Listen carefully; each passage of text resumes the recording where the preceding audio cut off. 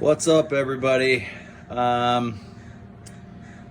want to do a quick video on crush sleeve eliminators because I don't think there are any videos out there on crush sleeve eliminators.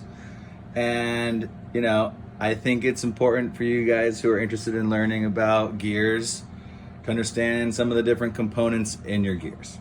So, a crush sleeve, this guy, sets the bearing preload. So this is your inner bearing inside the housing, and then there's another bearing inside the seal on the outside of the housing for your pinion. And so what this does is when you tighten down the yoke nut here and the yoke squeezes this in, what it's doing is it's squeezing those bearings together, and how much force you're squeezing those bearings together is the bearing preload.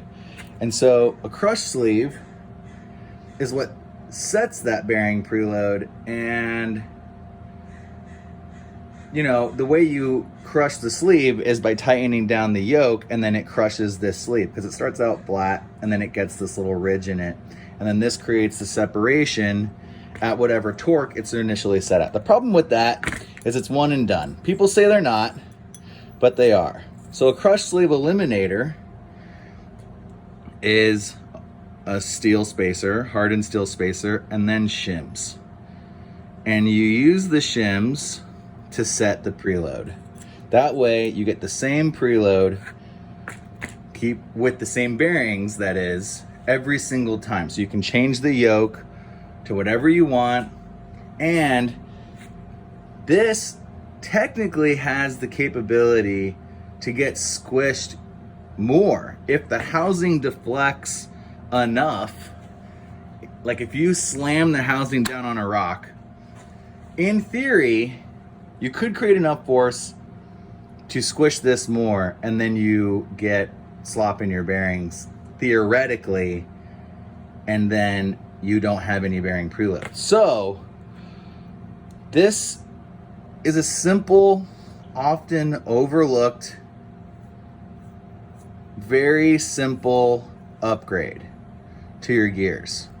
So next time you go get gears, or you're having maintenance done and you want, so you're getting your locker rebuilt, or you're getting new gears or whatever, tell your mechanic you want a crush sleeve eliminator, because it makes sense. It eliminates any possibility of the crush sleeve failing.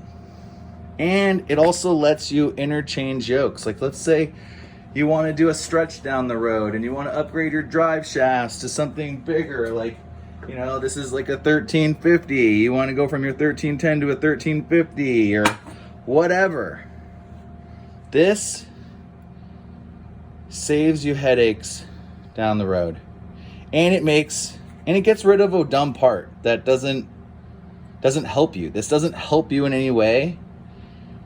It doesn't even make sense why they did this as opposed to actually doing a shim stack, and it's just dumb. So next time you get gears, ask them to upgrade you to a crush sleeve eliminator. All right.